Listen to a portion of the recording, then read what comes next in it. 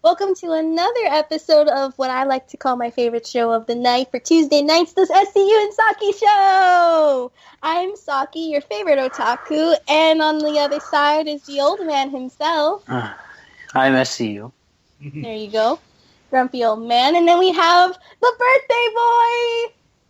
Well, technically he's turning, I want to say 29 on Thursday, but this stream is dedicated to the birthday boy himself.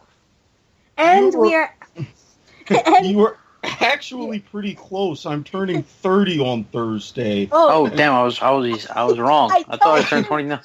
No! Oh my god! I told you. I thought he was turning 29. No, I am 29. I told him. I actually told him. Eric must be older, like 30, and he's like, no, he's 28. And I'm like, fine. I could have sworn Eric was 28. Anyways, this stream is dedicated to the birthday boy, but on top of that, we actually have a special surprise for himself, which you guys and himself can find out after the end of the stream. Now, unfortunately, due to technical difficulties, we are not able to broadcast this specific stream on YouTube, but don't worry, because you're going to see it on, hopefully, later on Spreaker and SoundCloud. You'll get to hear us once more. So with that being said, that is our introduction. And on the first topic of tonight's discussion, I already hear him sighing. Yeah. It is the NBA Finals. And it is about the winner of the NBA Finals. And unfortunately, Steven is super upset because, Steven, why don't you say why you're upset? He has a button. I had a button, but you know what? Since it doesn't work through our technology here, I can't use it because you guys won't be able to hear it anyway. Nobody will be able to hear it, so there's no point in using it. So I'm just gonna do this without the cursing. All right, so let's go back. We're gonna go back to Game 4. The Warriors still winning Cleveland. They're up 3-1. This series is over, right? Mm-hmm. We'll go back to the Oracle. It's Game 5. There's no way the Warriors blow it. And what do the Warriors do? They blow it. And I tell you, when I woke up the next morning, I was so mad that they blew it. I was like, okay, no problem. Last year they won Game 6 in Cleveland. That's okay. Win a title. Okay, let's do it then. Oh, no, they blew it again. All right, there's no way they're blowing Game 7 at home. There's no way. There's a way. I swear to God. There was a way. Where there's a will, there's a way. What makes me most upset about this is that the Warriors, the 7-3 team, set the record, could not win one game at home to win the title. They wind up blowing the whole series to Cleveland. Cleveland! The city that had not won a title in 52 years. Oh, my God. Steven? First of all, you think you're mad now. I'm holding some Morton salt in my hand. I'm going to rub it nice and deep into that wound. So, oh my God. You may want to sit back because you mentioned the 73. Did you know that if you combine what they did in the postseason, the Warriors actually won more games in total than those 95-96 Bulls? Did they? I could have sworn I see something today. I don't know where I saw it, but I know I saw it. Mm-hmm. The Warriors won like 88 games this season. They were 88 and 18. And the Bulls went 95 and like, I don't even know how many losses that is, honestly. Well, if you count 95 and 9, it would be 95 and 11. Well, how would you figure 95 and 11? Because if you look at 18 is 106. So 95 and 11 would be the same. 106. Right, but remember, the Bulls played fewer games. Not just in the fact that they won their series in shorter amounts of time, but the first round back in those playoffs, 96, was only a best of 5. So they won 72 in the regular season, and in winning their title, they won another 15 in the postseason, giving them a total of 87. Ooh. I just started following basketball last season, so honestly, I had no idea what the best of 5 series thing. I thought the best of 7 was always the thing here. Nope. That's not the point. The point being, how in God's name do you have a 3-1 series lead? You're going back home, and you blow it. No. Did you not see what the Warriors did to Oklahoma City in the conference finals? Yes, but what does that mean? Is that like payback for what the Thunder did? The Warriors did to the Thunder? How's the Cavs done or something? Like most likely. Live by the sword, die by the sword. Also, check the tape. Did I not say that Cleveland could take it this year? Number one. You did. He did, and he did say that that the Golden States would not win the NBA Finals. You did say that. Also, but you also said they wouldn't win 72 games, and that was wrong. Okay, I was wrong about that one. I'm first to admit. But, interesting bit of trivia for you. These Warriors, the 2001 Seattle Mariners, the 95-96 Detroit Red Wings, the 2007 New England Patriots, and I was telling my story about this, the 2010 Dutch men's national team. All of them, especially the first 4, they have the best regular seasons in their sports history. Patriots 16-0. What happened? Got to the Super Bowl and lost. The 95-96 Red Wings, 62 wins, 7 ties, and an 82-game schedule.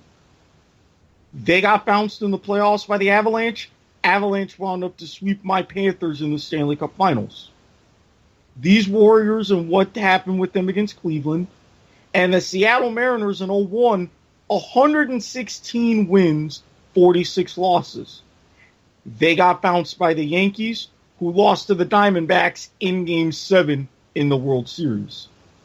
All 4 best regular seasons ever, none of them have won a title. And I also threw in the Dutch national team. They won all 8 of their qualifying games. They won all 3 of their group stage games, won the round of 16, quarterfinal, and semifinal to get to the World Cup final in South Africa. Lost. You got to finish the job. Plain and simple. Nobody knows about those teams, or everybody sees them differently, because you got to finish the job. And in the NBA, your 4th, 8th, 12th, and 16th playoff wins are always the hardest. Dun, dun, dun. Another thing that I want to point out is another reason why Steven is so upset, is because he thinks that the Miami Heat fans are hypocrites. Oh, hell yeah. I say that he's wrong. I say that we're actually good sportsmen because, well, yes, we did not want the LeBron to win the championship, nor did we want Cleveland to win the championship. If you ask me, when I saw the reaction that LeBron gave, the tears, the speech that he gave afterwards, the emotion, the strength that they put in those last 2 games to make it to where they are right now, and the fact that Cleveland has literally won a championship in so long. Like for them, it's for the Cleveland Cavaliers, it's their first franchise, I believe it was, and then in just 57 years in total that Cleveland has not won anything. As a Miami fan, while yes, we are upset that he left, I say that we're good sportsmen and saying, congrats to you, LeBron. You do deserve it at some level.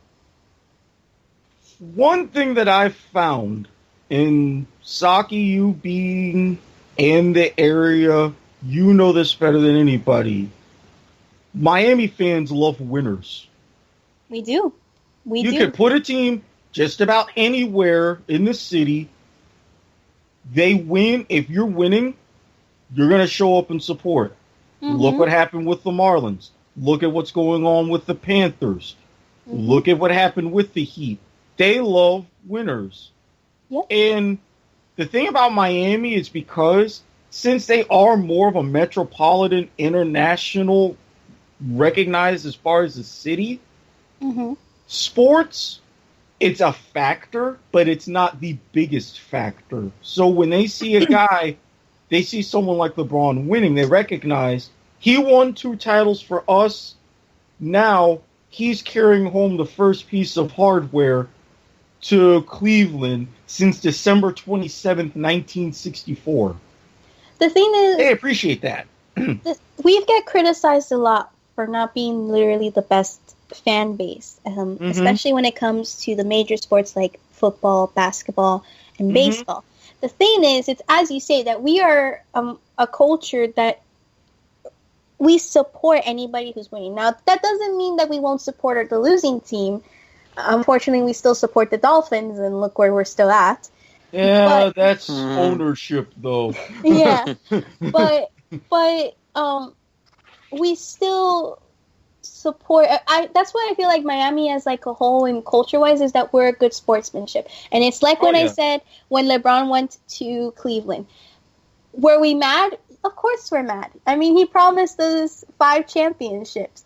But we are a good person in saying, listen, you know, we're not going to burn your T-shirt, and we're not going to burn this and that, and we're not going to kill your family. And we are that type of people where we'll get upset and then probably forget about it 10 years, not even 10 years, like 5 months later. Well, that's because you get upset about it, but you realize, hey, there's South Beach. Hey, beautiful women running around half naked. Hey, look at all these bars to go and drink. I've got other things I can do. With the city of Cleveland, you're talking rabid fans who sit year after year in sub-zero weather, throwing things on the field at people, having to endure nothing but pain. And they come out in droves, knowing that there is going to be nothing but visceral, gut-clenching, crushing pain, because that's all there is. Think about it. Now, I want to bring up another point, though, about that. Because I was talking with this to Steven, and he and I were discussing, does this mean, or rather, does this give some space for the other major teams? Because now, Cleveland has officially won championship to their name in this century, in this decade, let's just say. No, technically this century, because we're in the 21st. Okay, so you know how I am with math. But does this take off the space or the pressure that is on the other teams? Because I'll have to remind you that the other teams are not grade A as well. And do you think this will motivate them, or do you think this will have them relax and say, okay, now we don't really have to worry too much about the fan base because, well, you know, LeBron got us the championship. So what do you say about that? And then I'll go to Steve and see what he says. There have been a combined, just in the big 3 sports, I'm going to get aside something else in a moment, 146 combined seasons that fans have sat through by the thousands, by the millions for this title. Up until that night after Game 7, you look at Cleveland sports, here's what they know. Red Right 88, Browns. The Drive, Browns. The Fumble, Browns. 1989, Browns.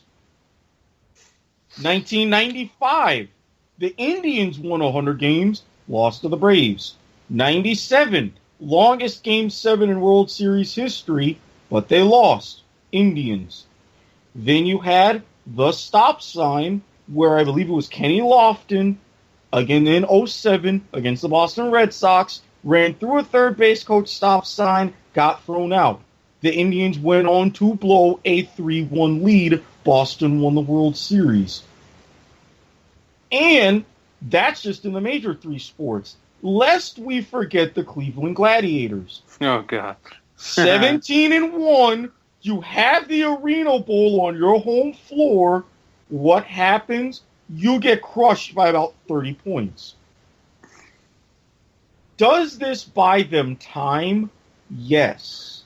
However, the Indians know that they have a path to success. They follow it. Even though they're mediocrity, they're in a tough division. The Gladiators know they have a path to success. Even though, with the league being in flux, they know they've gotten there before. This gives them time to build a team to do it again. The one that I'm not certain of is the Browns. The fact that even before this championship, they were god-awful as an organization. Terrible. And they weren't setting themselves up from the inside out to win. Now, if you say you don't have to win for a while, this could either give them the wake-up call that they need to restructure things, to get a winning owner, to set up a winning front office, to build a winning team, or they're going to be an even bigger cluster, and it's going to be even more pathetic, and more people are going to curse Art Modell. That's the one franchise that I'm worried is really in the balance right now. Okay, so Steven, talk to me. So the question lies here. Just because the Cavs won the NBA championship, because the Warriors blew it, does that mean the Browns are going to win this next Super Bowl? The Indians going to win the World Series? No. We'll stop right there. Let's start with the Browns. Like Eric said, you got Red Right 88 against the Raiders. The driving the fumble against the Broncos in the AFC title game. You even have 2002. Browns made the playoffs. They have a big lead in Pittsburgh over the Steelers. Ah, yes, with Kelly Holcomb. Kelly Holcomb. They blow it to Tommy Maddox and the Stellas. The only way the Browns, even if the Browns, okay, let me start this. The Browns, they have a good team. That's one problem. That good team is full of rookies. These rookies are young. They're not going to help lead this team to the Super Bowl this in their first season. That's not going to happen. It might not happen in the next 10 years either. I don't know nothing about the Indians, but from hearing from what Eric said and all their bad luck in the World Series, that's not happening anytime either. The Gladiators, this season, they did win 4 games in a row, but I don't know. They're not Arena Bowl material. And by the way, there is actually another Cleveland team that won a title in the past week or two. It was their AHL, it's the minor league hockey. The Lake Erie Monsters winning the Calder Cup. Think of the AHL, they're like the AAA version of hockey. There you go. So yeah, Cleveland, enjoy this while you can. It's over. It's over. We're done. So you honestly think that this just really gives the other teams a more relaxed position, but that you don't see any improvement in any of the major teams? Not any significant improvement in trying to get to their finals or respective playoffs and whatnot? Not at all. Yeah, immediately no. I do have faith, though, in the next 5-10 years, as Steven said. The Indians, they can get it together and get a few players. They can have a lucky run. Happens in baseball all the time, even though they're in a tough division. With the Gladiators, who knows the way the league is made up. They could put together and have another run. They could get a title. But the Browns, they just don't have the right people at the top. No. By the way, LeBron is leaving Cleveland. The reports that he can go back to Miami. He can go to LA. We don't know where he's going right now. So, do you think that he's actually going to leave? If I'm LeBron, I'm not leaving. If I'm LeBron, I just want a championship. That's my home right there. I want to stay and win another one. Even though it's not going to happen. Okay. I'm going to give you a scenario based upon some recent numbers. And yes, Saki, this is going to involve math. Oh my god, I already have a headache as it is. Oh my god. Okay, but no, it's simple. You do know that LeBron only got a 2-year max deal with the Cavaliers, right? Yes. Do you know why? No. TV revenues. Mm. At the end of this season, the TV contracts expired and are renegotiated. Now, the numbers came out last night. This past year, teams had a salary cap of $70 million.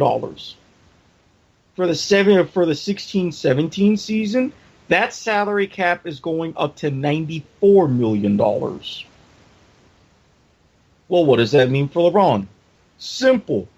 Players with a minimum of 10 years of league experience who are eligible for max contracts from their team, their annual salaries will start at $30.8 million. Can I be honest?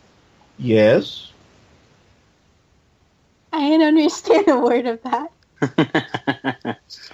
Pretty much, LeBron needs. I said this on my former podcast when we did that other thing. LeBron needs to retire. He has 3 titles. What else does he need? No, you know what I do if I'm LeBron, and I said this last night. Come negotiating time. Come in. Yo, Dan, what's up? Oh, nothing much, LeBron. How you been, man? Congratulations, we finally did it. Yeah, I know we did it. And as he puts his ring finger with the ring in front of his face, so y'all were going to win a championship before me, huh? Y'all were going to do it without me, huh? One first and final offer. $35 million or I'm gone. See you in October. Just walk out. Oh god, he gone. Hashtag he gone. Like, I don't care. Yeah, They won a title, but he gone. So you think you think then that he instead of staying at home because he's already won the championship, he should either A, retire, or B, move to another team that actually values him both monetary and athletic wise, like team wise? Oh, I'm surprised. He should never won the championship in Cleveland. Let me tell you that right now. It's still blasphemy that he won in Cleveland. Like, this was never supposed to happen. How is it blasphemy? You want because more the Warriors had a 3-1 series lead going back home into Game 5. They're golden out. SCU. He's so upset. The old man is upset. You saw my Twitter where I actually paused the game where they had statistics in real time of Game 7 of who was doing what between LeBron and Steph Curry. What happened? Oh, and Klay Thompson. He only needed to hit 4 3-pointers to become the first player in NBA history to make 100 in a single postseason and break Steph Curry's record. He didn't. Bro, what happened? Did I not warn you about the Cavaliers' defense? I'm just saying. He did. Because I remember when I was like, LeBron is not going to make it anywhere near to the finals with the way that the Warriors going. And then after, like, I think it was the game where Draymond Green was not there and Golden State actually experienced their loss. I was like, yeah, they're not going to. LeBron's getting the championship. Yeah, I remember that's Game 5. Draymond Green missed Game 5 when the Warriors could have won at home, but they blew it. Eric over here said, "Oh, wait till Draymond Green come back. They're gonna win Game 6." No, and then they blew it. And then Game 7, me and Eric are going back at it. He says the Cavs are gonna win, and then I say, "No, hell no, they're not going at the Oracle Game 7. It's not happening."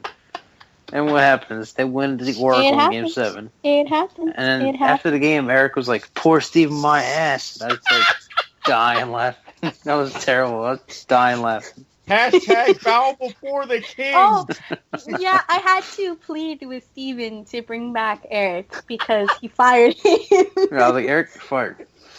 because I had I was to. so I mad. had to do a lot of work. I had to do a lot of pleading But for Eric's at the end of sake. the day, your 2016 NBA champions are the Cleveland Cavaliers. Some god awful miracle. What do you mean, god awful miracle? It happened. Like, let it be. Just let it be. Like, have you ever heard the song "Let It Be"? Yes, I know. The Beatles, right? Yep. John Lennon. John Lennon. Oh my God. All right. So before I kill him on not being cultured as I am. All right, so we're moving on. Going back to our conversation earlier.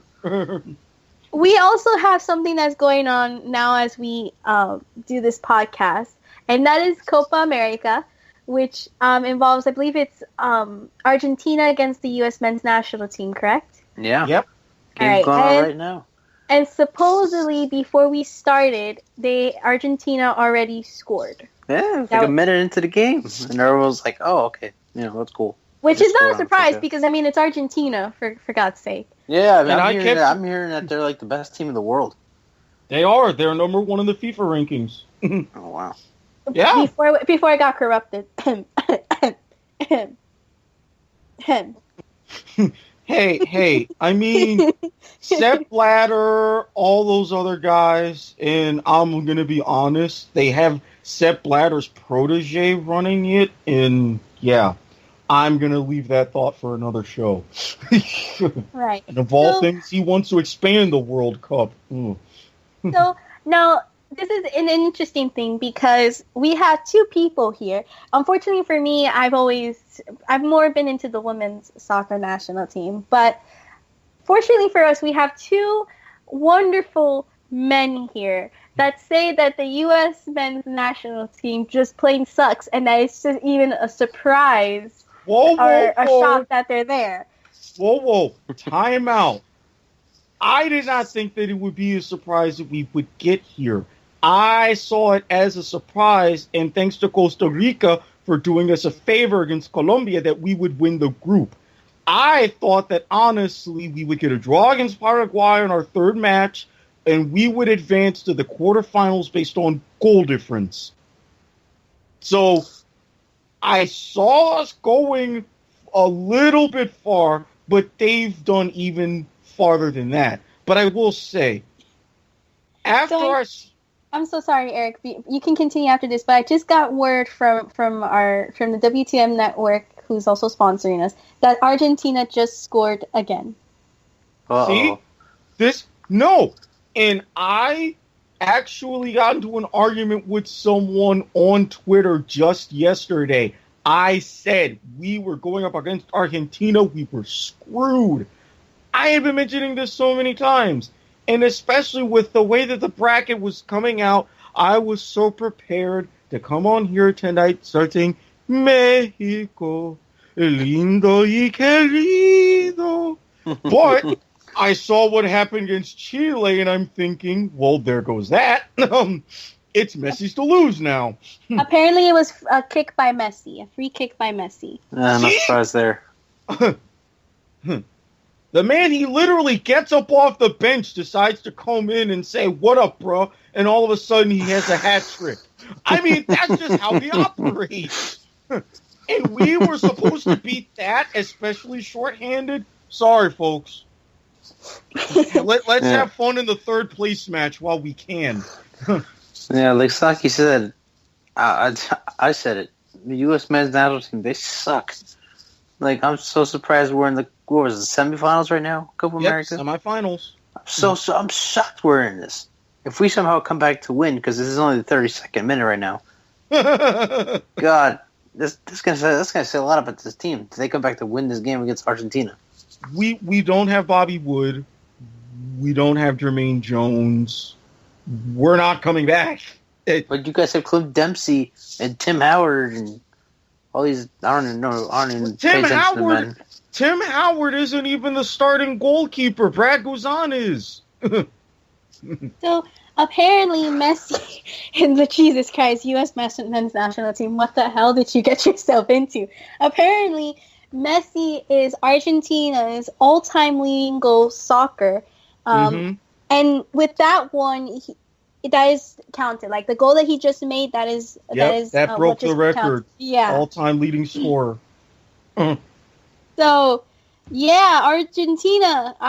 Either way, I would never really. I'm never like the type of person to.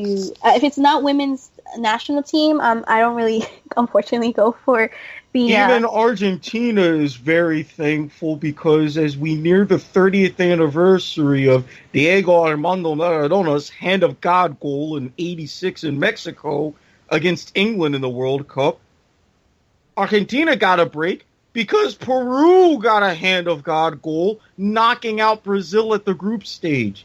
I'm telling you, this and the Euros have provided so much intrigue. Well, there you go. So, I'm not much of a soccer fan. I'm gonna be honest. But I have noticed that is slowly about to replace one of the 4 major sports. Now, which one exactly? It's up for debate. Hockey, I think, still has a potential if we keep coming out with good teams and good standings, and we keep up with the fan base and the TV ratings. Baseball, which means punching Gary Bettman in the face. Exactly. Wait, Exactly. So, but we have baseball, though, and I think it's actually between baseball and hockey soccer may replace if the fan base keeps growing. Maybe not men's soccer. Maybe not for, at least in the U.S. standpoint, but there's still like good players around the world that even in the Americas we're cheering for. That is not our home country, unfortunately. Glory, glory, Man United, and the Reds go marching on. Exactly. So, but I do say, that I would, if I had to choose, it would have to be baseball. Well, if I had to choose, what 4 major sport is being replaced by soccer? It's not that it's being replaced. It's being replaced in the sense of like fan base. Right, popularity, right. By popularity. Because hockey, I've seen, has actually grown. That's why I'm like saying it can't be hockey that it's like if we were to rank all the major sports together, I would say football's the first one here in America. Hands down. Second one would be basketball. NBA. Then third one would be probably baseball, and then the fourth one would be hockey. Mm-hmm. I say that hockey is starting to grow with a bigger fan base. So there you see that only one of the major sports are actually growing in their fan base. And then I see soccer, and I see that there's more interest in soccer probably since I believe it was I think probably, if not with the women's national team, the one before that, with the last FIFA Cup. I think it was in the one in Brazil, if I'm not mistaken. Mm-hmm. That we saw more people interested in soccer. We saw more people rooting not only for the U.S. national team, but other teams as well. And the thing is that I'm looking at, like, for example, kids of this generation that are growing up, like high school kids.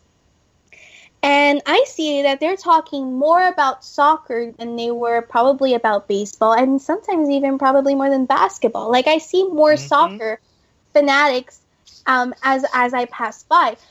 Which, for me, and I've heard this debate before on the radio, especially here in Miami, that baseball, as much as it's a loved sport, it's not evolving the way the other sports are evolving.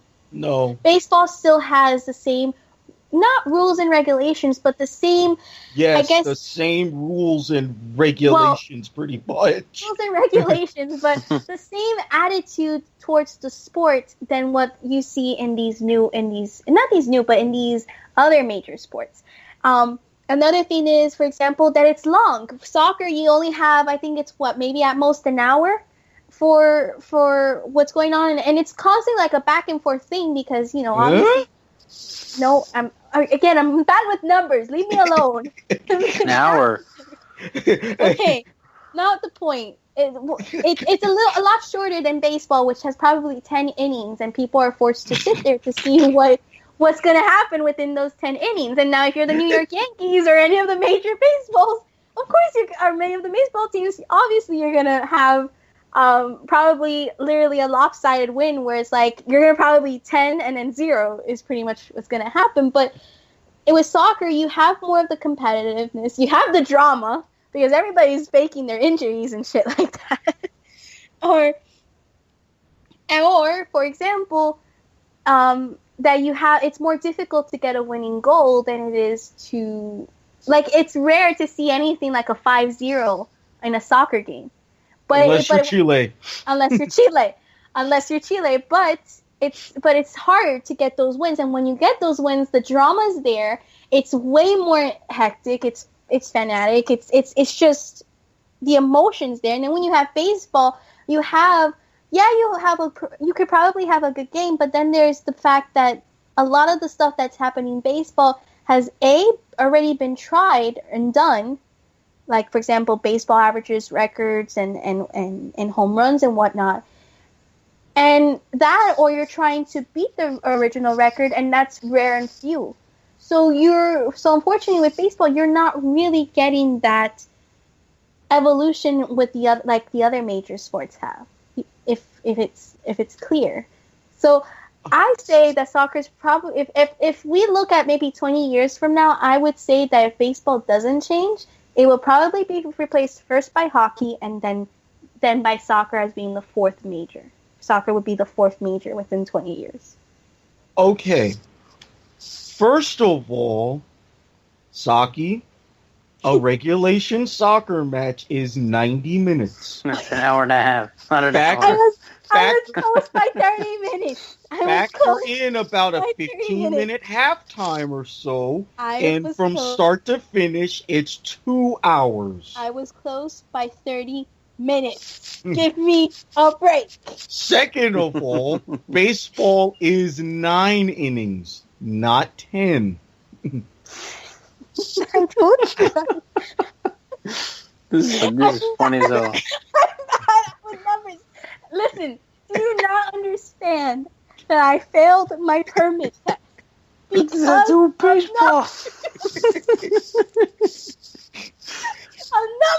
okay? If that doesn't tell you a lot, then don't touch me. Okay. I'm still dying to hear that story about how, because I don't remember a lot of math taking my permit test, and that was 12 years ago. When you finish your point, and we can come back to commercials afterwards. I want to get my take on this first. Point, I will give the story on how I failed my driving permit test. Yeah, when we come back, Saki will give us her thing. But first, I want to give my take. Wait, let Eric finish first. Let Eric finish let's first. Eric finish. The reason why I initially thought that soccer was going to overtake hockey is because, and I still blame Gary Bettman about this, hockey had a lot of momentum to get a lot of coverage. What happened? You missed an entire season based on a labor dispute, only to go 5 years later, 6 years later, and you miss another half season due to a labor dispute. Now, granted, fans are going to start to turn around because he has opened the door and they're meeting on the 22nd, the day before my birthday, about an expansion team in Vegas. That's a start. The fact that hockey is evolving, overtime has gone from 4-on-4 to 3-on-3. You had a great 3-on-3 all-star game. They've brought in shootouts. They're doing the World Cup of hockey next year. Next season, they're actually compressing the season, but giving every team a bye week. The NHL tries. They open doors and they try. Baseball, everybody says, okay, put in a clock for where pitchers have to deliver a ball. Put in a clock for in-between innings to just speed up the pace of the game. That was met with resistance. Making the DH universal, that's being met with resistance. Expansion, that's being met with resistance and questions, especially because the new commissioner, Rob Manfred, has said he wants the situations with stadia in Oakland and Tampa Bay to be dealt with first. But he has already said Baseball is going to expand to 32 teams. Groups of 4 are easier to schedule than groups of 5. Mathematically and logistically, I agree. The NHL is going to follow suit and get a 32nd team as well because of that reason. But baseball doesn't try. It's a game run by a bunch of old men dealing in cash for old men. Your athletes aren't evolving. They don't have to. The game is very slow to evolve, instant replay, pace, doing whatever just to make it more appealing to fans. Hockey is going to move up to number 3 because it's finally being more fan appealing. It just needs to get more TV coverage. If baseball doesn't get more fan appealing, soccer will easily overtake it. Soccer doesn't need to change, even though they're starting to tweak rules with substitutions and extra time. They've already made that change. They're looking into maybe adding an additional substitute in case of concussions. But they can keep the game pretty much as it is. And it's great because of that back and forth drama and how it's structured. We tried it, having an Americanized version back in the 70s in the NASL. I encourage people to look up the story and the highlights. I would love it if soccer made some of those tweaks myself, but it doesn't have to. They call it the global game and the beautiful game because that's what it is. I've seen England, Italy, Brazil, all these other national leagues, and it's just fantastic. And we in the U.S., after 94, after 02, after 2010, we're catching on more and more and more. More and more kids, instead of always wearing Argyle socks, your kids in your poorer neighborhoods, they're starting to turn to soccer instead of basketball and football. They're not turning to these other sports. They can't. That's what's going to propel it, if anything else. And Steven? Okay. So soccer is easily the biggest sport in the world. But here in America, we got 4 different sports that are overtaking that for now. That's football, basketball, baseball, and hockey. Now, hockey's only fun if you're watching it at the stadium. If you're watching hockey on TV, it's boring as hell. Nobody wants to watch hockey on TV. Soccer could easily, that's my opinion, soccer could easily replace hockey, just like that. No doubt. Baseball, I can watch it on TV. I can watch it at the game. It's not bad. It's not as boring as everyone thinks it is, everyone says it is. There's actually some very exciting moments with baseball. Football, obviously, no. It's not going to change anything. Well, we're not saying that it's changing. I mean, we can establish that football and basketball are major sports, and they're going to be major sports for a very long time. In fact, as we can see by the NFL, they're planning to move football into an international level, with them trying to have games in London and trying to bring it over there to the European side. So we can establish already that those two are major sports. The third one is what comes into question, because again, I think the major question for the third sport is it evolving as, if not as fast, at the same level as the other two sports? And unfortunately for baseball, it has not. We can establish that that's the fact. It has not. It still has the same rules and regulations it did 20 to 30 years ago. And and even then, we still see that it can be quite a lengthy game. If you sit at a baseball game, and I have for quite a many times already, it is a little bit boring. It does get boring and tedious when you're watching the same thing over and over again, and you're really not expecting anything new to come from it.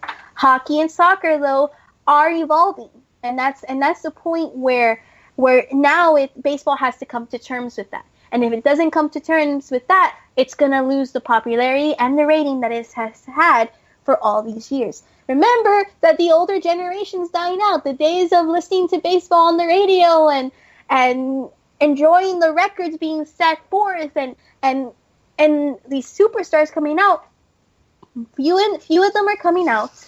I'm not sure. I think it was you, Eric, that told me that the baseball stars themselves are coming out very few and infrequent. I'm not sure if it was you or maybe I heard it somewhere else.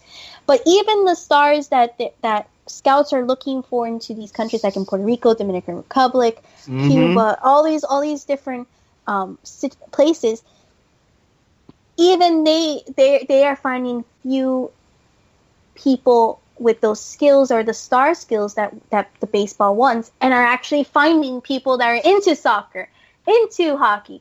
And it's like you said, it's because they can turn more into soccer than the other major sports because of their areas and because of what their surroundings are. So not only is baseball losing because it's not evolving, but it's also losing players in the process, where few and few star players are coming out, and therefore makes the game less interesting and makes it more of a win or lose game. And well, there you go. Yeah, you're missing the point. You're missing the whole point here.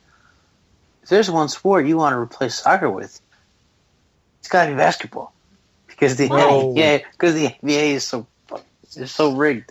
Well, okay. Where's your button? I can't use the button. First of all, I didn't see you retweeting Aisha Curry, so don't you start falling into that trap. But I mean, if you are a kid in a poor neighborhood, you can go, all you need is a football, you can start a game. All you need is a basketball, you can start a game. All you need is a soccer ball, you can start a game. You can't do that with baseball. And the fact you were mentioning the countries, Cuba, the Dominican and all that, they're baseball countries, but even then, more and more American Major League players and more American fans are calling out Major League Baseball because the Dominicans aren't coming over in droves to see the games.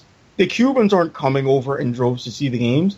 The Puerto Ricans are, who live in bigger markets like New York and stuff, so nobody calls them out about that. The Venezuelans aren't coming over in droves to see the games. A lot of it is American fans, and American players aren't getting the same chances. You have a Clayton Kershaw, you have a Bryce Harper, you have all these stars, but just as many. You have an Aroldis Chapman. You have Urias, who's starting now as a teenager for the Dodgers. You're getting just as many and more Latin American stars than you are in the U.S. And that turns U.S. fans away. Plus, they don't publicize the College World Series like they do the NCAA tournament. They don't publicize the College Cup like they do with the NCAA basketball tournament, even though they're starting to because of the growth of soccer. That's why soccer is easily going to overtake. The easier it is to start a game, the easier it is to build your skills, the easier it is to get better, the more popular it's going to be. Soccer has that advantage. Baseball doesn't. And unfortunately, hockey doesn't as well.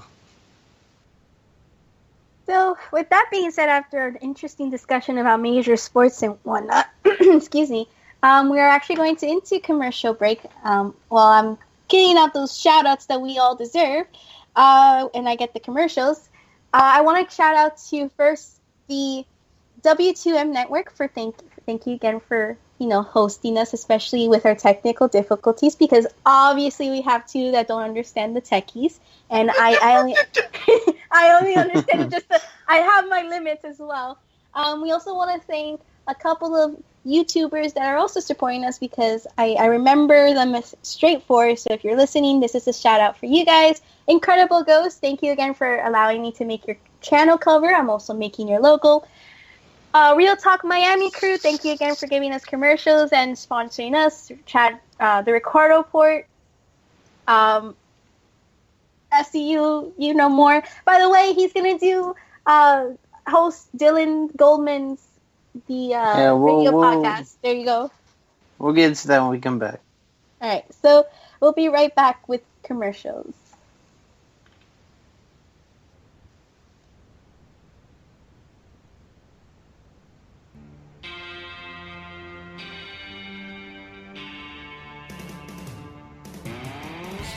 Hi guys, this is Dylan the Kid Goldman. I am the host of One on One with Clint Starling, which airs every Saturday night at 8 p.m. Eastern Time. Listen in live as we discuss all the latest hot topics in the sports world. Only on Real Talk Miami Radio.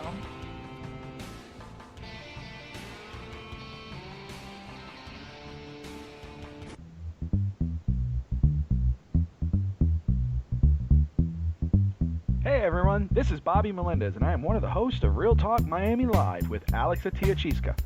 Listen in every Wednesday night, 9 p.m. Eastern Time, as I outsmart Alex in sports and life knowledge. Only on Real Talk Miami Radio.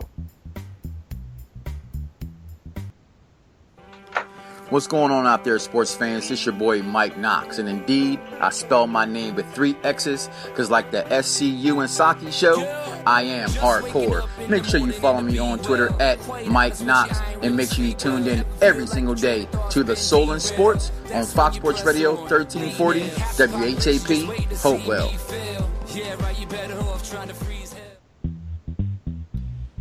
Hello, it's me. No, it's not Adele. It's Alex Atiachiska. I'm half of the dynamic duo of Real Talk Miami Live with Bobby Melendez. I'm the Cuban guy with a Middle Eastern last name. Bobby's a gringo with a Hispanic last name. And we don't really like each other. Listen in every Wednesday from 9 to 11 p.m. Only on Real Talk Miami Radio.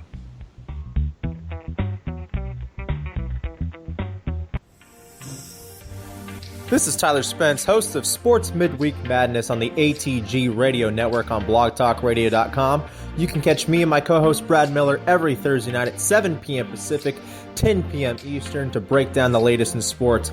We cover it all from the NFL to the NBA to the MLB to the NHL and everything with college sports. You can go ahead and give us a call anytime and ask us any question you want on the air. Once again, Thursday night, 7 p.m. Pacific, 10 p.m. Eastern.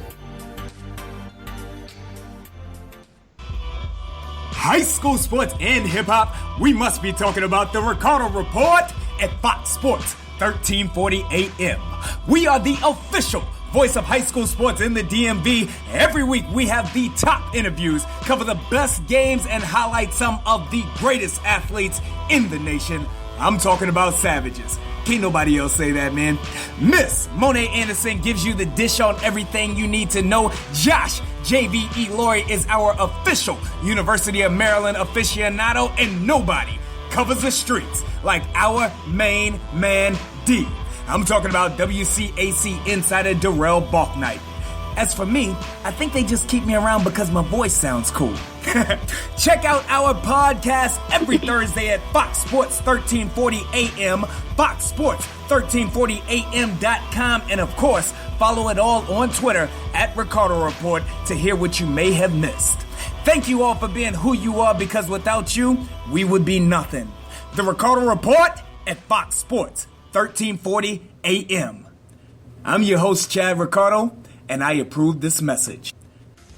Our producers want us to do a commercial. What the hell are you singing, man? What are you singing? Well, do it. So here we go. You know what happens every Monday, right? No? Oh, well, if you don't, you better tune in to Final Say every Monday from 10 to 11 with Lexi, myself, Ralph, and Willie on Real Talk Miami Radio. Drop everything else. Set your calendar, your daily planner, alarms, and even your life alert if you have one. Tune in. Sweet Jesus. Alrighty, welcome back everyone to the SCU and Saki show. So we were just coming back from commercial, and we were just coming back about the major sports and Copa America. I'm not sure if Argentina just scored again. Did they? Or is it still 2-0? Still 2-0 from what I see. Okay, so there we go. So if we can give you at least like up-to-date stuff about the scores, we will. And I actually want to go to the pop culture segment of the show, starting off with the Harry Potter play that just, I want to not say happened recently, but happened this month. J.K. Rowling released in England the Harry Potter, and I believe it's called The Cursed Child. It is a play, and I believe it's based off of the book that's coming out. Supposedly there's an 8th book. I have not heard of that. I guess yes, there is. Harry Potter and the Cursed Child in stores July 31st. Well, they came out with the play, and the J.K. Rowling wants nobody to spoil it. I'm pretty sure there's spoilers on Wikipedia or not. But supposedly the play is based off of a few years after the events. And their child, Harry Potter's child, is going to school. I believe it's the youngest, and his name is Albus, if I'm not mistaken. Yes, Albus. I forget his last name. I think Albus Potter. Oh my gosh, Albus Potter. What other last name would there be? No, I'm pretty sure it was something else. Oh, okay. We're gonna look into that. Well, you look into that. But supposedly it's about him and his time at Hogwarts, and I guess there's some form of villain. But I don't want to focus too much about the play because, again, there's no spoilers, number one. Number two, it is a play, and it's being broadcasted now until the book comes out in July. But I want to talk about the fact that J.K. Rowling's still writing Harry Potter books. Now, don't get me wrong, the series is great. When I read it, I was not a huge fan, but there was some parts of the books that I did like. And if I had to say which one was my favorite would be the last book, or the seventh, the Deathly Hallows. Mm-hmm. And that would probably be my favorite out of the whole series. Then obviously you have the movies, which correlate very strongly towards the books, and of course she made millions of dollars out of that. But I honestly thought, and I don't know why, but I remember that she has specifically said that she was not going to do any more Harry Potter books. After, I think it was the mini story ones, the collection of stories that was featured in the Deathly Hallows, and it was the reason why Harry went through all the trials to find the other crucifix or Horcrux or whatever it was called. And I don't blame her. I mean, when you write something and it works, you don't want to try to change it because, I mean, she made a living off of the Harry Potter books.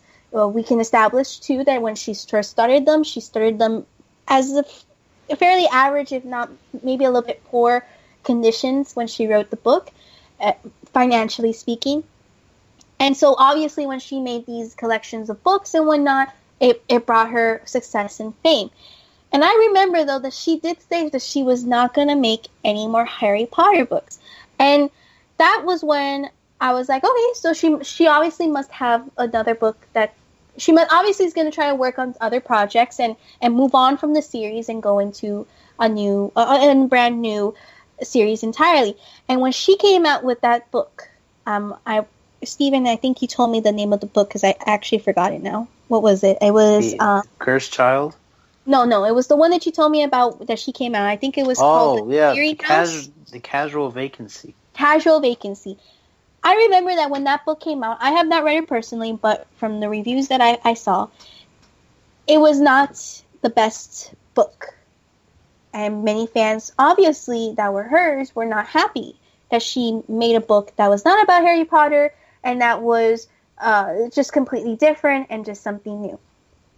Now, before I ask Stephen this question, I do want to mention that many authors have actually tried writing different books or writing different ideas and putting them and publish them into books that are different from their main series and end up not working well with them because of the fan base, or rather because maybe they just can't move on from the series. And a good example is the Twilight series. Stephanie Meyer came out with maybe, I want to say, 6 books. The last 2 were in different perspectives of Edward and another vampire from Eclipse, and then obviously Edward Cullen. But she made another book. I think it was called The Host. And many people. That book was terrible. Okay, so I want to ask you, Stephen, and then I'll go to Eric on this one. Do you think that it's really the fan base that takes it so harshly and they then criticize the book? Or do you think that maybe they just get a good idea once in a blue moon and then, they took their chance and can't write anything else afterwards? No. We talked about this earlier. This is the fans' fault. The fans defy J.K. Rowling. They allow them... The fans allow... How do I say this? they defied J.K. Rowling as the Harry Potter writer. Mm-hmm. So when she wrote the casual vacancy, they said, hey, this isn't Harry Potter. So they didn't want to read any of it. They didn't want anything to do with it because it wasn't Harry Potter. And that's just not fair to J.K. Rowling. And I brought this up to you earlier. James Patterson, Maximum Ride series, Women's Murder Club, Alex Cross, Daniel X, Michael Bennett. He's created all these characters. Not one of them defies James Patterson. So why is it that this one character, Harry Potter, defies J.K. Rowling to the fans? That's not fair. J.K. Rowling should be defied by being a great author no matter what book she writes. So you think then that the fans are kind of at fault for not letting her move on from the Harry Potter series? Definitely. They feel like she can only write Harry Potter, nothing else. It's not fair. What about you, Eric? There's an old saying. You dance with the one that brung you to the dance. It's basically, you have a certain thing you do that brings you a lot of success and you stick with it. However, and I'm glad SCU brought up James Patterson because, and I have been preaching this for years, in all the world of celebrity, be it with authors, TV stars, movie stars, whatever. Mm-hmm. We as American society are based upon image. Mm-hmm. You get one shot to establish your image. That's it. No matter what you do the rest of your life or career, it's your image. Mm-hmm. SCU mentioned James Patterson. I'm more aware of him because of Alex Cross, but I've also seen in the recent works that he's writing, and you had mentioned all of his other series and franchises, and he's also writing and appealing more to teenagers. Mm-hmm. Because he never let himself initially be defined as the writer of Alex Cross. It's more of one of his more famous ones, but you rattled off the whole list. He realized, I've got to do this, this, and this, or I'm going to be typecast into this. And this was kind of to J.K. Rowling's disadvantage. Harry Potter, after the first book, it brought her so much fame, fortune, success, it skyrocketed. So she went with it. Did nothing else all the way through those first 7 books. Mm-hmm. You've established your image. You've established yourself as Harry Potter. Everything around you is going to come back to Harry Potter and vice versa. So now, when you're 7 books deep, you're a billionaire, you're this face, you can't just go and do something else. That distorts your image. Had she done something like the casual vacancy sooner, like say after the first book, or even after the second Harry Potter, it would have gone over a lot easier because she's just establishing herself. Fans would have said, oh, well, she does this and X, Y, Z, and R.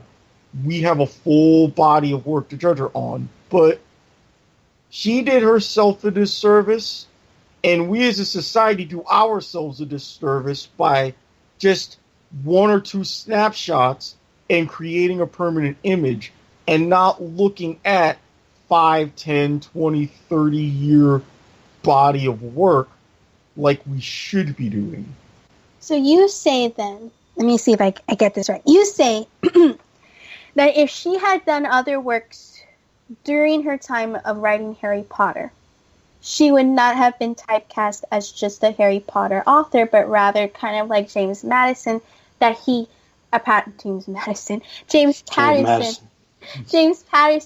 who is actually working on different projects to target different audiences. Right. And she done it early. I say no more than after the first 2 Harry Potter books. Okay. Once she got to the 3rd, 3 strikes, you're out.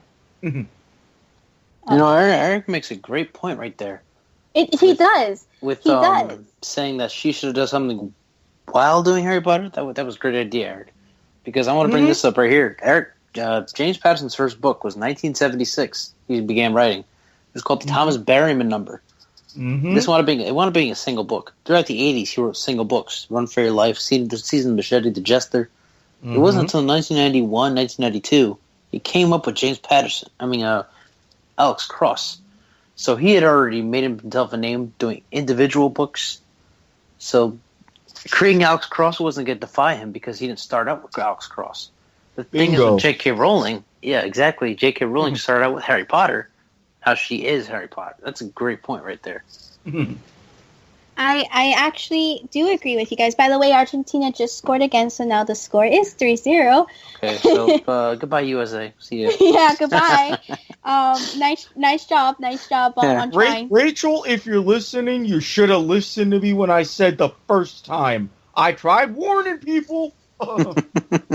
So, back to Harry Potter and J.K. Rowling. I actually do agree with Eric, and I also agree with Steven on one point. The fans are kind of doing a disservice to the author in trying to just target them, or rather define them because of one character or a series that they wrote.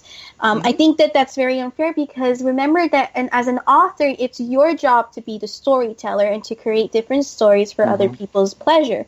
And if you're making just one character or one series entirely because that's what your fans is asking, instead of trying to go out there and look for new fans, you, in fact, are not giving that storytelling passion or that storytelling powers that you have to other people so that they can discover it. Because believe it or not, while yes, the Harry Potter fan base is quite large, I'm pretty sure if you make a good book and you target the right people, kind of like what James Patterson's doing, trying to target the younger teenagers themselves, you're going to see you're going to have a balance of fan base around you. Oh, absolutely. And for me, that is actually the true.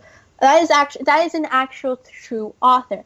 And on the other hand, though, if you really don't want to be known for a book, you should be able to go back and forth between different series or different characters. I'm not saying to make 7 books is a bad thing. In fact, if you can make 7 books out of just one thing, I think you have a great talent for that. But if those 7 books are just the only thing that you can focus on, whether it be because your fan base defines you for that, or maybe because you just can't go beyond the book itself, those 7 books itself, then there's something that's not clicking and it doesn't make you that much of a great author as so many people think you are. Because another thing that makes a good author is that you're flexible and you can tell a story that people enjoy. Yeah. And that's with image. You get one shot at creating an image. That's it. Now, even with James Patterson, yes, I know him more from Alex Cross, for the Alex Cross series, but I also realized that knowing with the Alex Cross series and looking to him, I discover his other work and say, hey, he's versatile, and he continues to be versatile. So he's the one that's kind of playing the game the most. Yes, I've got a franchise that's giving me 25 years of success, but at the same time, I've been an author for 40. I know what I'm doing. Exactly. So, I'm not saying again that the books are not bad. I mean, I've read a couple of my own where I've enjoyed the books and I've enjoyed the series. I just don't think that it should only be about that. There should be more. And the same thing goes with Twilight. And obviously, I guess you could tell from Twilight that the Stephenie Meyer that she really couldn't go beyond the series. I haven't really heard her making a new book in quite a while. So that tells you a lot of things. The Hunger Games. I haven't seen any of Suzanne Collins' other books or even know if she made other books beyond the Hunger Games. And I think, honestly, it's a little bit of both. So I'm kind of glad we can come to a consensus there. Yeah. Oh, yeah. The Hunger Games. So there's also another thing that has happened. This is actually more in recent news. And this is with the recent, it involves the recent Orlando shooting that happened in Orlando, and it involves the Senate. The Senate supposedly tried to pass 4 bills that were for gun amendments. They were gun amendment laws, and there was 4 of them, and out of those 4, none of them got passed. Now, I know one of the amendments was to not allow anybody who was a suspect on the no-fly list that the FBI has established, or one of those government agencies has established. One of those amendments stated that the person who was on the no-fly list was not allowed to purchase or get a license for a gun. And I have a question for you guys. Number one, do you think that any of these amendments should even be passed? And number two, do you think this is an attempt by the government to limit the gun laws? Where do I begin? I love asking him these questions. Okay, and first of all, wait. Before you say anything, I have actually a question about color for you. What color do you like your cakes? I like my cakes? Yes. It's a very important question too. We'll get to the gun laws in a minute, but what color do you like your cakes? I like the frosting color. What color would you like the frosting? I usually use white frosting. It's simple. White frosting? Yeah. What about the cake itself? Do you like a blue cake, a pink cake, a green cake, red cake? Go with the green cake because I have a very funny story about a blue cake.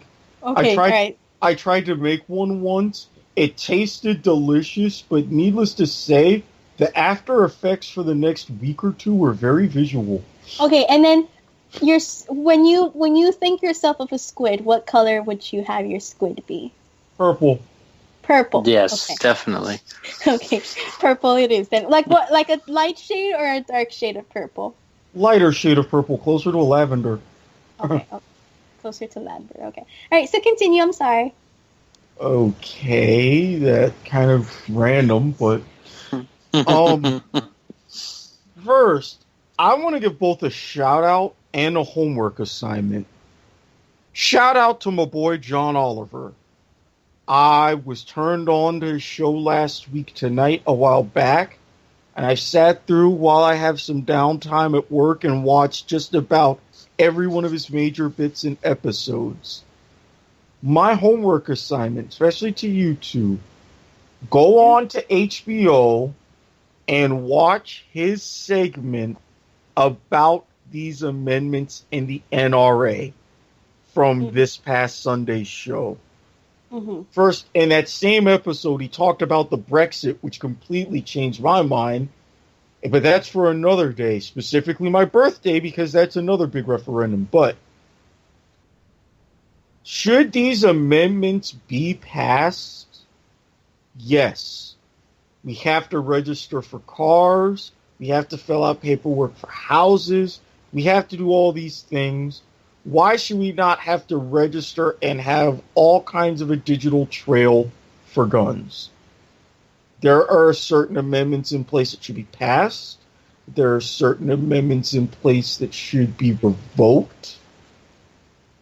But, and this is part of what John Oliver talks about, I'll touch on it because I really want you to see how in depth he goes. It will blow your mind. The National Rifle Association, a membership of 5 million people. For those who are not mathematically inclined, Saki, that is Don't touch me. 1/60th. Oh fuck! Oh my gosh! The U.S. population. The fractions. Yes, I'm dealing with fractions. So to put that in percentages, you're looking at a little bit more than 1 2/3. 1 2/3% of our country has a simple message. No. No gun control. We want our guns. That's that. We're going to go. We know where these hearings are going to be held. We know what amendments, state, local, national level. We know where they're going to be heard, when they're going to be heard. We're going to voice our opinion every single chance we get. 1 2/3%. Okay? Do you have any idea how many guns there are in the United States? I think I saw a post, if not by Hillary Clinton, by Elizabeth Warren, that said it. Yeah. 330 million. If you were to distribute that out evenly, every man, woman, child, even pregnant women who haven't given birth yet, that kid out of the womb, you cut the umbilical cord, wipe them off, count the fingers and toes, give them a gun. You still have guns left over. Thanks to that 1 2/3%, we have 110% of guns compared to people in this country. Face it, the idea, unless the other 98 1/3% get together and mobilize as efficiently and as quickly as these 5 million people, it's too far gone. We have to stand up as Americans and counter this extremely vocal, well-funded, efficient minority if we even want a chance. This is an election year. You're going to get robocalls. You're going to get calls from representatives. Call them repeatedly. If you have a little money, say, look, you want to hit me up and be a constituent for me to donate to your campaign? You're going to do this. You're going to do this if you get elected. If you don't, I'm going to put you on blast. I'm going to show your campaign donor database who all gave, and I'm going to tell them, everybody do the same. We're going to give you money if you do this about legitimate gun control. And this isn't just with control with guns, no-fly lists, mentally ill. This is about records for guns. This is about the CDC getting statistics for gun violence. This is about the FBI and all the state and the local police levels and agencies showing out reports for involving with officers in gun violence. This is so far-reaching that even if all 4 of these amendments passed, you're only making a dent. That, to me, is pathetic. Eric, I do have to remind you though that while you are in agreement about limiting gun control, number one, you have the National Rifle Association, a big sponsor for many of these career politicians. I'm well aware. Oh, and not only that, and Oliver gets into this again, a senator from Vermont who was running, it might be Vermont, he was so in the NRA's pocket, he put NRA's direct requests, which would practically obliterate the few controls that we have, into an amendment for gun control. But what happened, because it was a gun control amendment in his home state, someone whom they endorsed turned around and started running commercials, stabbing him in the back and going against him. So what does that tell you about an organization that is with these career politicians? They're even worse than your big banks, than your big farm, than your big agro, than your big whatever. Do you think then that taking guns, or rather not taking guns, do you believe that if we strongly limit guns, that the numbers of mass shootings will decrease? or the number of mass gun violence will decrease as well? Do you think that it will severely affect those numbers? Not initially. You're going to start seeing gradual decreases because you're still going to have the criminal element who get guns illegally now still get guns illegally. No matter where you are on the planet, that's never going to change. I accept that. But if you enforce those to where there's no confusion about those who have guns legally, that they are good people, that they are responsible, and they understand the power of whatever weapon they're holding, I get that, and you're going to see this decrease. Because right now, it's not just that the fact that it's numbers, it's the fact that it's unfettered access.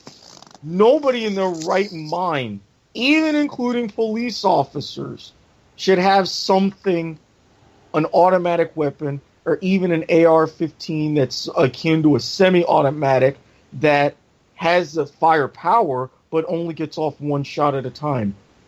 What is the purpose of these?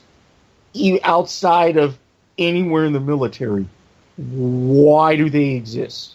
I know why, but why can anybody just run around and get them? No, you're right. Why are we allowing? I mean, the way I've seen it from probably since the Patriot Act to now. The way I see it is we have actually tried to recognize that we cannot be giving guns freely. In fact, in the gun shows, you pretty much are available to get guns free without doing like the whole background check and the whole spiel on trying to get those guns. I, however, say that we shouldn't be entirely restrictive on guns. I'm not saying that we should be saying, yes, you can get a semi-automatic rifle. I mean, why are you going to get a rifle or a machine gun or any of these high-powered weapons of war?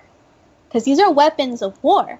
Mm-hmm. And these are used to kill people. These machines are used to kill people.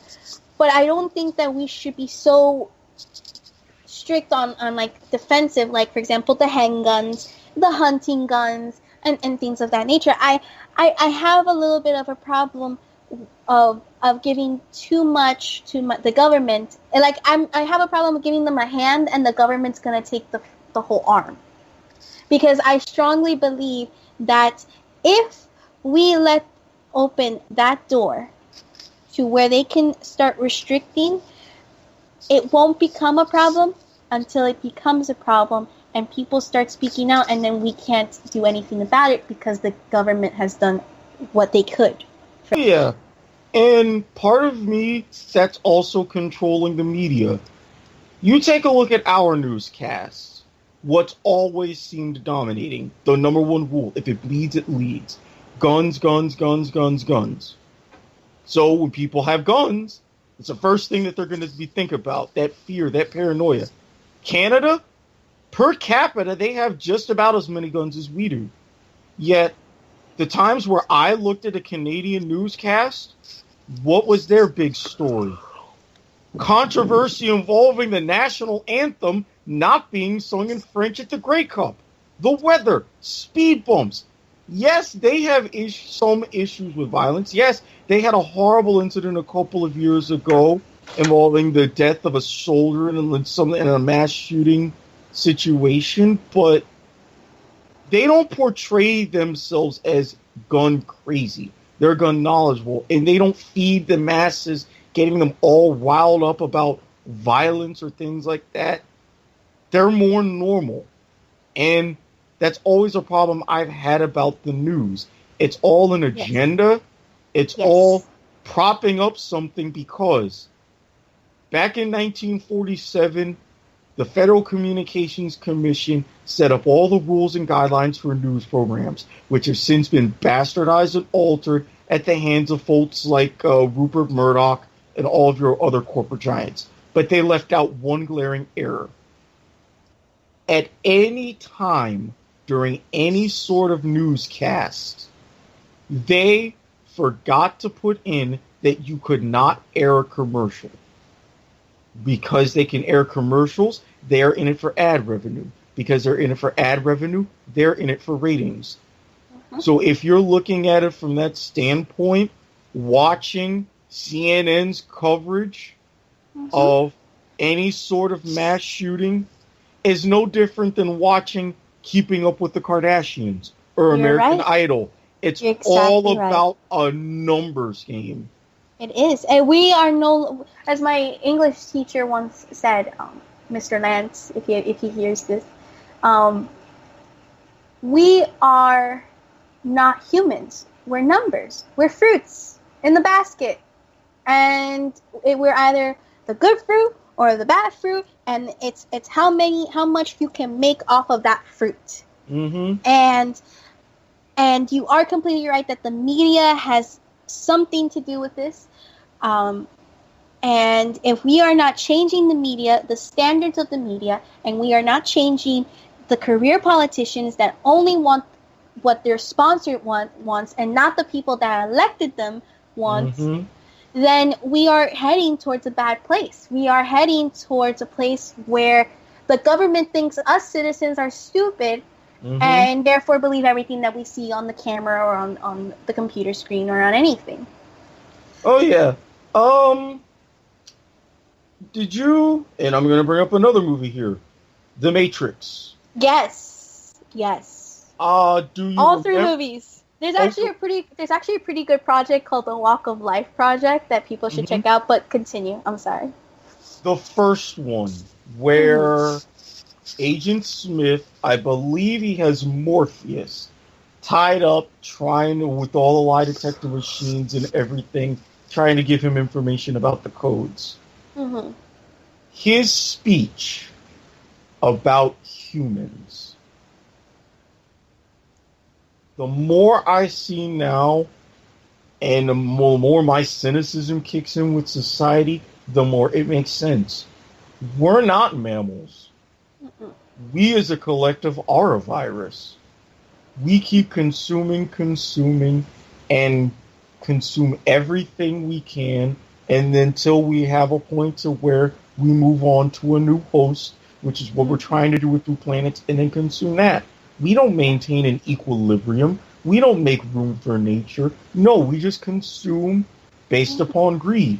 And in a philosophical conversation I had, the fact that capitalist interests have gotten so enormous, and the fact that they're spreading a message of all of this fake or rampant nationalism, then even what you would consider the bourgeoisie class has been pitted against a proletariat that's been around since the Industrial Revolution. And then that just creates all of these demagogues, your booming voices, like your politicians, your Donald Trumps and everything spreading this, the fact that it's either this message or it's nothing. And then we spread this ideology all over. What's left? Exactly. Greed is good, apparently, right? If you know that quote, if you know the quote. Oh, yeah. Oh, Gordon Gekko. Greed is good. And now it seems to be legal. Yep.